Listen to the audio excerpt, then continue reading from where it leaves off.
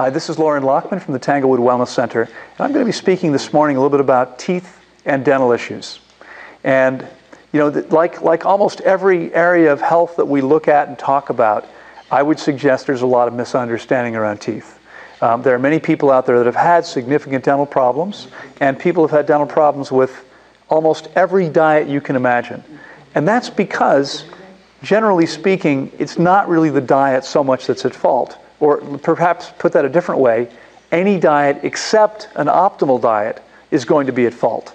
And so anytime anyone's doing anything but the diet that the body was actually designed for, there are likely to be some dental issues. Okay? These show up in the form primarily of cavities, but they show up in the form of other issues as well, including dying teeth, including gum issues, and so forth. And so I'm going to take you to the same place I've probably taken you to in many of my videos, and that is asking a simple question. What would happen if we actually lived in our natural environment? What if we didn't have dentists, and we didn't have toothbrushes, and we didn't have toothpaste, and we simply lived in the jungle, and we ate the foods our body was designed for? What would we be likely to experience? Well, what happens in nature? How often are there serious dental issues with animals in nature? The answer, not very often. Every species that consumes its natural diet and meets its needs the way its body was designed to doesn't have significant issues, dental issues. Why would they? Okay, the same thing is true for us. So most dental issues will heal when given the chance. And I'm going to speak today about a little bit of my own history, because I want you guys to know a first-hand report of what's possible. So I'll tell you that, like most people probably, I never really liked dentists very much, or going to the dentist. And when I gave up on medicine, I gave up on dentistry as well. And so 26 years ago, I saw a dentist for the last time, for a while. But maybe 15 years ago, roughly, I got a call from the husband of an ex-girlfriend. And he was a holistic dentist. And they lived in the area, and we were still very friendly, and he wanted to renovate, to remodel his offices. And his wife, my ex-girlfriend, said, "Why don't you call Loren? He's real good at doing design, and maybe even can help you with the construction. Maybe he can help you with this." And so I get a call from this guy, and he says, "Loren, I'd like to remodel my offices. My wife suggested maybe you can help me out." And I said, "Sure. I'll tell you what. I still have some mercury amalgams in my teeth. Maybe we can do a trade, and I can do some work for you, and you can take my amalgams out." At the time, it cost, I think, several $100s per tooth, and I had 12 or 13 amalgams. And so, by the way, I developed all those amalgams one summer. I grew up in a household where we had no candy, we had no soda. I grew up eating a very clean and healthy diet. And when I turned 14, I started mowing lawns for a living. I had money for the first time. And we had a community swim club where there were soda and candy machines. And every day, I'd go down there and I'd spend several dollars per day on candy and soda. And by the end of the summer, I developed all these, more than a dozen cavities. I'd never had any cavities at all until that summer. And I developed 12 or 13 cavities that one summer. And so these many years later, I'm talking to this dentist and I'm thinking, this is going to be expensive. Maybe we can do some kind of a trade. Well, he says, "Why don't you come in and let me take a look?" Right? So I'm sitting in his office, and it occurs to me at that moment that I'm probably going to have to pay him money. It just seemed kind of ironic. He had called me to hire me, and I was going to wind up paying him because I had so many amalgams. The trade was probably going to be imbalanced. And he said, "What are you talking about?" I said, "Well, I've got like 12 amalgams." He said, "Loren, I'm looking in your mouth. You've got 5. I said, "No, I've got like 12. He said, "Loren, I'm looking in your mouth. There are 5 amalgams. That's all there is."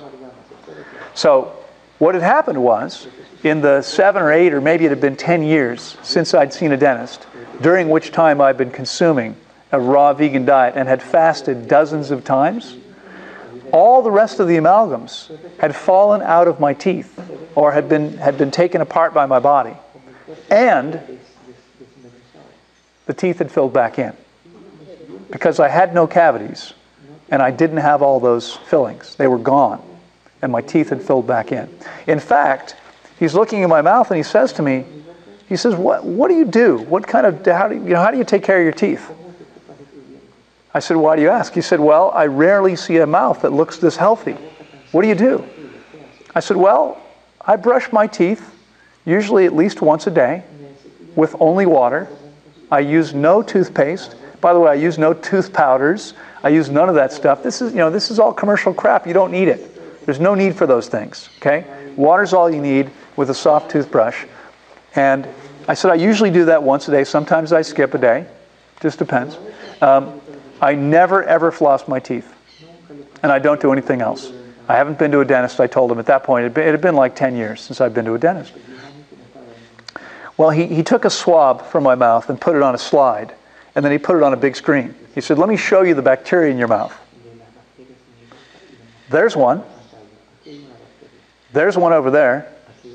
There's another one down there. He said, usually the slide is covered with bacteria. He said, I don't think I've ever seen a mouth this clean before. And the funny thing was, I'd known this guy probably for 5 years. And I would see him around sometimes at events. And again, his wife, my ex-girlfriend, and I were still good friends. And, we would see each other sometimes. And I told him on many occasions about fasting and raw food, and he didn't believe me. He was still eating chicken and fish, no red meat, but he wasn't a vegetarian, and he didn't believe in fasting. And I said, dude, this is why you're seeing what you're seeing. It's not because I take special care of my teeth. I don't. Okay? So, now, many people talk about, and by the way, I've seen the same thing happen with other people, so I'm not the only one this has happened to.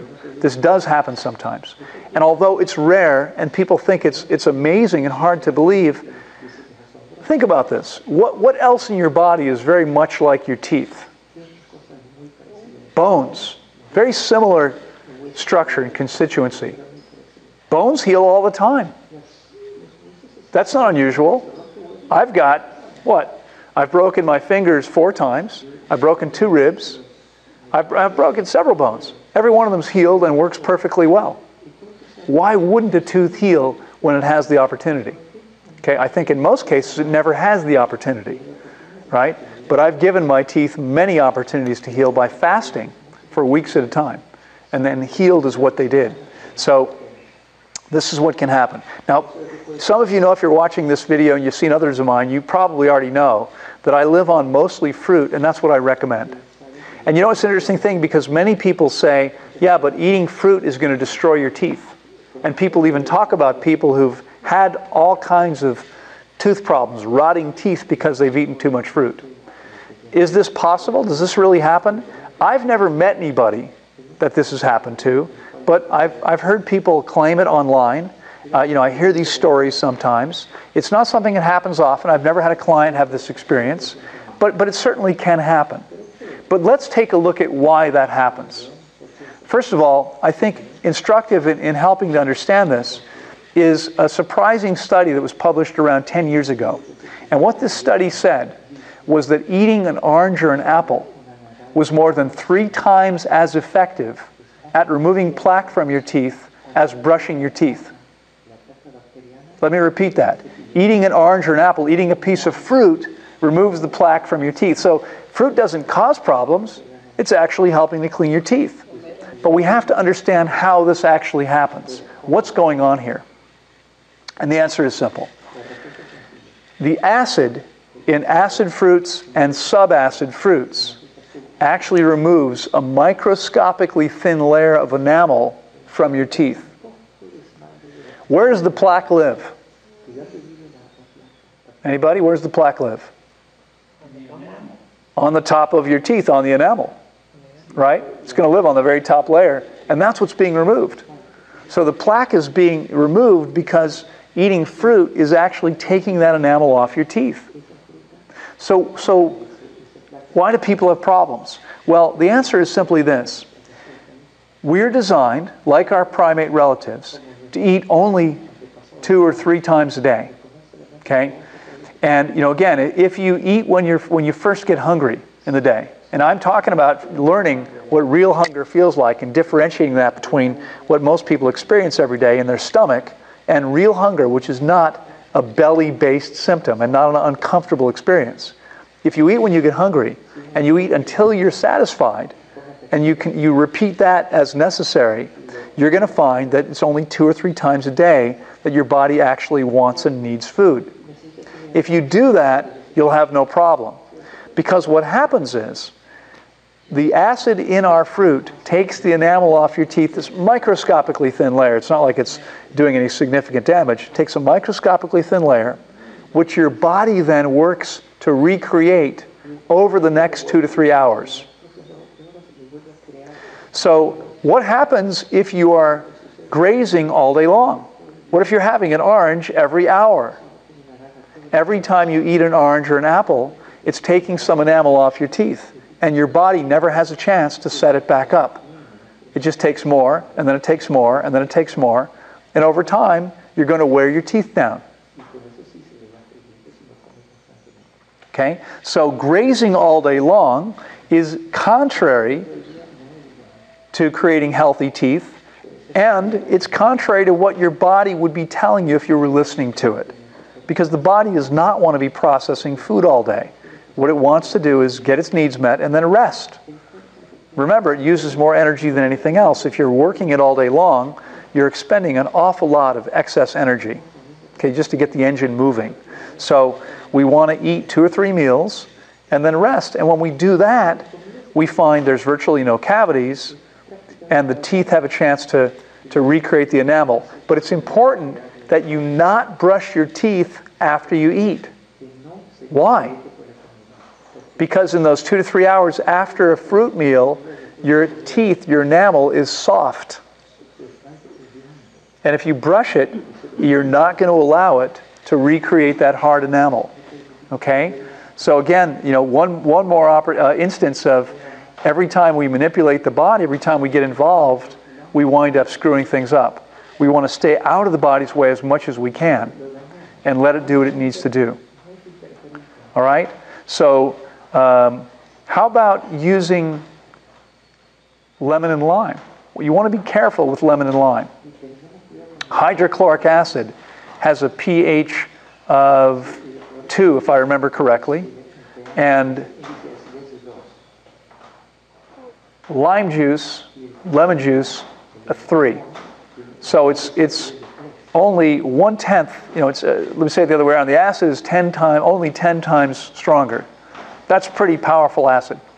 Okay, lemon and lime juice will deteriorate your teeth much more quickly.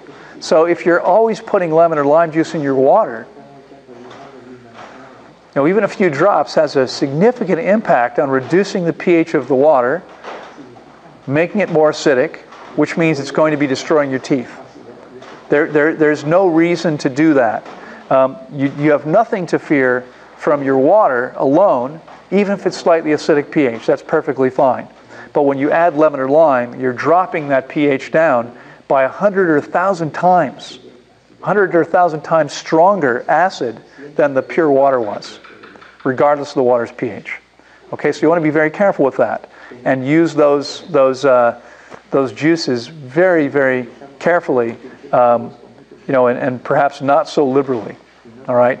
If you're putting lemon or lime juice in your water, every time you drink water, your body says food, and it turns on the whole mechanism to assimilate nutrients, even though there's no food coming.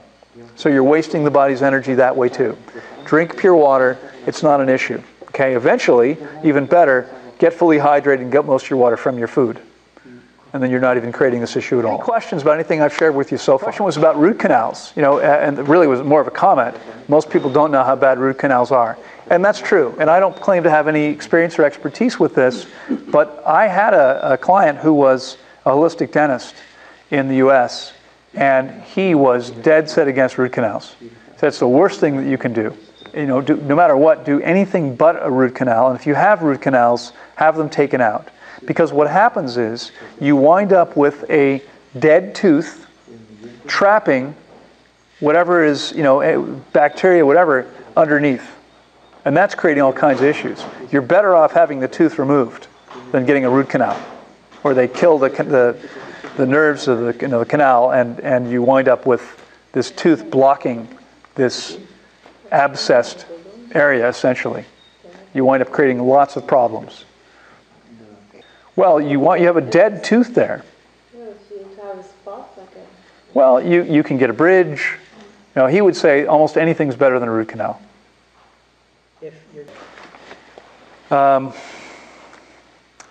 Other questions? Yeah, let's say if you ate an acidic food or something that's like swishing water in your mouth, what's that would eliminate some of the damage? Let me be clear that eating an acid fruit doesn't damage your teeth. It doesn't damage your teeth. You have to rest.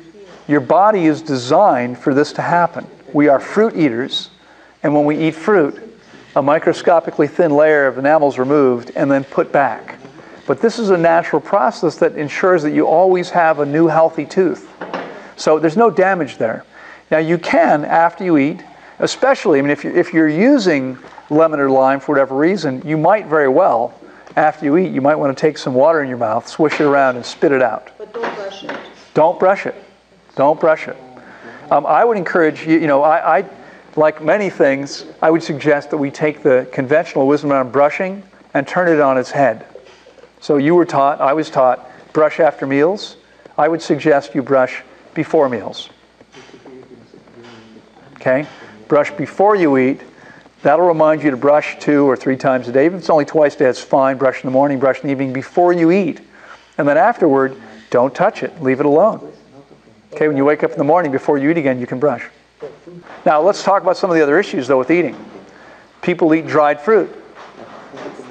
That's a problem, because the water has been removed. And now you've got something sticky that's full of sugar. So it's sitting on your teeth, and the sugar begins to decay your teeth. Okay, this is not a problem with fresh fruit. But dried fruit don't really belong in the body. If you insist on using them, you want to use them very, very infrequently. And you want to be careful afterward. This is where you wait a couple hours and then you brush your teeth. Get that stuff off of there. Okay? But understand that, dried fruit, the way we dried fruit, this is not a natural thing. And the way most people eat, the same thing is true with starchy foods. Starch is sticky. If you want to see something interesting, take a russet potato, a baking potato, slice it up, put it in a bowl of water. Use a Pyrex dish where you can see through the bowl, a glass bowl. After an hour, 2 hours, you're going to see a whole bunch of sticky starch on the bottom of the bowl. And if you feel it, they make paste with this stuff. Like to stick paper together when we were kids, right? This is paste.